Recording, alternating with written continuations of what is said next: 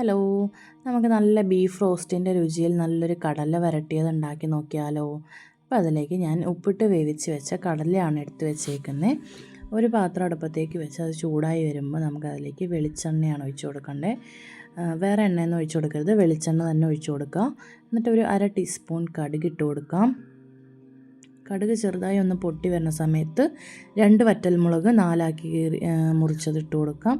അതൊന്നായി വരുമ്പോൾ നമുക്ക് കറിവേപ്പില ഇട്ട് കൊടുക്കാം. പിന്നെ തേങ്ങാക്കൊത്ത് മാൻഡേറ്ററി ആണ്, അത് എന്തായാലും ഇട്ട് കൊടുക്കണം കേട്ടോ. എന്നാലും നമുക്ക് നല്ലൊരു ആ തേങ്ങാക്കൊത്തും കടലയും എല്ലാം കൂടെ കടിക്കുമ്പോൾ നല്ല ടേസ്റ്റ് ഉണ്ടാവും.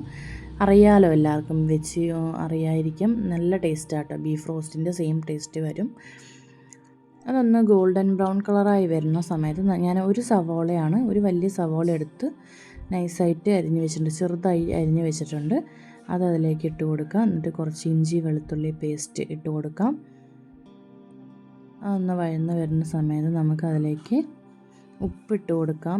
മസാലയ്ക്ക് ആവശ്യമുള്ള ഉപ്പ് മാത്രം കേട്ടോ. കടല നമ്മൾ ഓൾറെഡി ഉപ്പിട്ട് വേവിച്ച് വെച്ചതാണല്ലോ. ഇനി അതിലേക്ക് നമുക്ക് മല്ലിപ്പൊടി ഇട്ട് കൊടുക്കാം. മുളക് പൊടി കാശ്മീരി ചില്ലി ആണെങ്കിൽ 1 ടീസ്പൂൺ ഇട്ട് കൊടുക്കാം. ഗരം മസാല ഇട്ട് കൊടുത്തു. നമ്മൾ ഒരു പൊടിയുടെ ഒരു പച്ചമണമൊക്കെ മാറുന്നത് വരെ നമ്മൾ നല്ലോണം വഴറ്റി കൊടുക്കണം കേട്ടോ. എന്നിട്ട് അതൊന്ന് നല്ലോണം വഴന്ന് വന്നതിന് ശേഷമാണ് നമ്മൾ വെള്ളം ഒഴിക്കേണ്ടത്. എന്നിട്ട് നമുക്ക് ആ വെള്ളം ഒന്ന് ചെറുതായി ഒന്ന് പറ്റി വരുമ്പോൾ നമുക്കതിലേക്ക് കടല ഇട്ട് കൊടുക്കാം.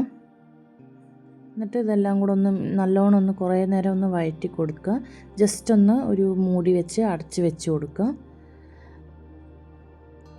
ഇതൊക്കെ ലോ ഫ്ലെയിമിൽ ഇടണം കേട്ടോ. മൂടി വെച്ച് അടയ്ക്കുമ്പോൾ എല്ലാം കൂടെ മസാലയൊക്കെ ഒന്ന് മിക്സായി വന്നിട്ട് നമുക്ക് നല്ലോണം അതൊന്ന് വഴറ്റി കൊടുക്കാം. എന്നിട്ട് ഇതിലേക്ക് ലാസ്റ്റ് നമ്മുടെ സീക്രട്ട് ഇൻഗ്രീഡിയൻ്റ് ആയിട്ടുള്ള പഞ്ചസാര, ആ എല്ലാത്തിൻ്റെയും ഒരു ടേസ്റ്റ് ഒന്ന് ബാലൻസ് ചെയ്യാൻ വേണ്ടിയിട്ട് കുറച്ച് പഞ്ചസാര, 1/4 ടീസ്പൂൺ പഞ്ചസാര ഇട്ട് കൊടുത്താൽ മതി. അപ്പോൾ അത്രയേ ഉള്ളൂ. നല്ല ടേസ്റ്റുള്ള ബീഫ് റോസ്റ്റിൻ്റെ രുചിയിൽ നല്ല കടല റോസ്റ്റ് എല്ലാവരും ഉണ്ടാക്കി നോക്കി ലൈക്കും ഷെയറും സബ്സ്ക്രൈബും ചെയ്യണം. താങ്ക്